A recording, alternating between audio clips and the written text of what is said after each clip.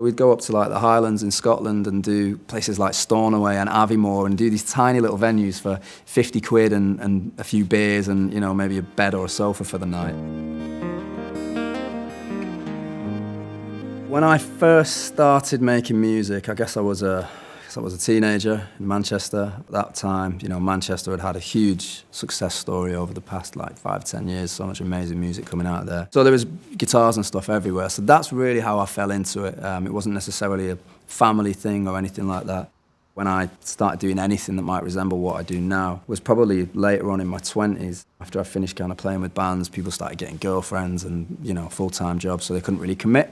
So I thought, right, I need to be self-sufficient. And the first, I guess, I don't know if you call it an EP or what. I mean, these are the ones that hardly anyone's even heard. I did 2 of them before I started EP 1, 2 and 3. Because my guitar was so bad, the first EP was called For a New Guitar. And I sold it for £3 and saved up enough money to buy myself a Martin guitar. It was like a proper guitar now. That actually got squashed by a double bass that fell on it within a year, and then I had to get another one. My thing was just constantly trying to write at home on my own. I never wrote with anyone else. It was just me, and I thought, you know what, if I can just put out a little project every few months, I can keep moving, at least sharing things. So all I cared about was whether I liked it and if my mates liked it, really. From that, I started to move a little closer to doing proper shows at small venues in Manchester. At this point, I was singing in a gospel choir. I'd picked up quite a few friends who were playing music around Manchester, and some of them were more classically trained musicians. I started working with some strings players, who again, I would call up my friend Ben, and he was an amazing cellist, and he'd come round and he'd just layer up cellos. It kind of grew from there. I did my first show at the place in Manchester called the Deaf Institute. That was like my first EP kind of release thing. Loads of people came down, and I sold a load of CDs, and that was the first time I'd ever made any money from music. The next day I went to a music festival that someone had pulled out, and a mate of mine was working that stage and said, I've got a mate who's all right, have a listen to him. So they called me last minute, said, do you want to come down? Paid me a bit of a fee, sold some more CDs. So in that first two days, I was like, this isn't bad. I was living in Manchester. By this point, I was living, you know, in a shared house. It was really cheap. And I thought, you know what, maybe I can quit my job. I was working in bars and stuff at that point. The next day, I go home. My girlfriend tells me she's pregnant. So that was a shock. I was like, all right, I best not quit the job yet. And I can remember I was terrified. I went to my manager, who's still working with me now, and I said, I don't know if I'm going to do music anymore, you know, I'm going to be a dad. I don't know and, you know, luckily they're turning, they were like, what are you talking about? You know, there's loads of people doing it. The way that I had to approach things changed then, and time became a lot more precious. I didn't really have much label interest or anything like that. I was doing it very grassroots. We started putting on shows in churches and buildings where there weren't usually gigs. You know, we'd kind of speak to whoever owned it, see if we could take a PA system in, charge a cheap little door ticket, put on some local bands. So we started creating our own they were like little guerrilla gigs that we did, I guess. And I just kept doing these little EPs with my buddies. From that point, the London crowd and I guess the industry started to cotton on. Up until that point, you know, there was no real industry interest. It was all just a little bubble, like bubbling under, you know, in the underground really, of people enjoying it. And it was very much me and my mates in a room, you know, putting the instrumentation together. I'd write the songs. That's kind of, in a nutshell, the journey up until the point where Island Records got involved.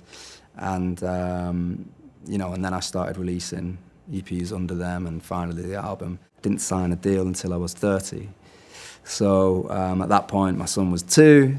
You know, I had 2 years of trying with a kid, and yeah, it was hard, man. It was like, I don't know whether this is ever going to happen, and am I one of those dudes who's like constantly just trying to make this music thing happen? But luckily, doors opened, and you know, I've been exploring that world ever since.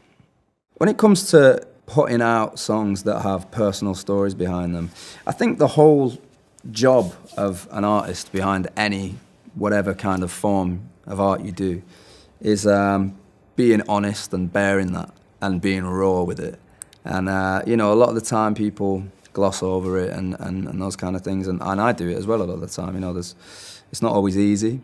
But I think the greatest moments are when people are completely raw with it and they just say, do you know what, this is who I am. And most of the time that's the stuff that people resonate with most, because we've all gone through that kind of stuff. There's millions of people in the world who've had a similar start to me. I'm not even really worried about putting it out. It's more performing it live for the first few times, because you're definitely getting your feels about it. And there's definitely been moments where I've been choked up.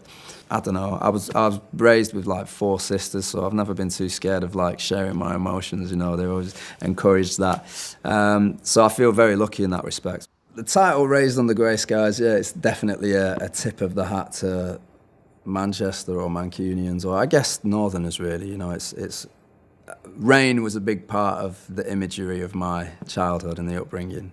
But it was also kind of a metaphor for, you know, my beginnings. When I was 11 months old, my mum died of cancer, and my dad and 4 of my sisters, so there's 5 of us, my dad, obviously were left behind as a result of it. So I shared a room with my dad because I had 4 sisters and we were in this small house.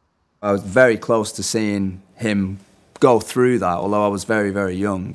You know, he dealing with that's a big thing, especially when you got 5 kids. I guess that was grey skies in a way. But I guess, you know, without sounding massively cliche, you know, I learned to look for silver linings. You know, you have a lifetime to write your first album, so there's loads of stories from your past and things like that. So I thought it was really important. So yeah, when I wrote the song We Were Raised Under Grey Skies, it just seemed like, yeah, that's obvious. It's almost like a way of life, you know, but it reminds me like where I come from in a way. I think majority of artists are on a tightrope between complete ego and complete self-doubt. You know, as far as like the you know, the songwriting side of it goes, I think I've always just tried to just keep on writing. I've never really had any kind of process. It's just a case of doing it. I feel like the people who know the spirit of me are probably the people who discovered me through the Mahogany Sessions, because that's everything stripped back. The die-hard people who stuck with me from day one, they love that side of it.